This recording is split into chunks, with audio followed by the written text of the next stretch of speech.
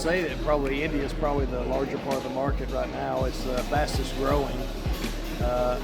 India is investing in a lot of new developments, new technologies, more so than a lot of the rest of the world is, especially Europe.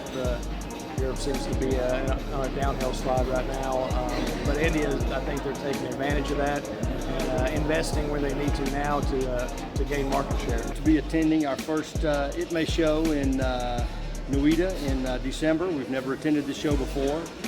We'll be attending the show with MSBC, who's our agent in India. We've had a very successful relationship with MSBC now for maybe five years now, I think, 5 or 6 years. Very much excited about being at the show and meeting some existing customers and meeting some new customers.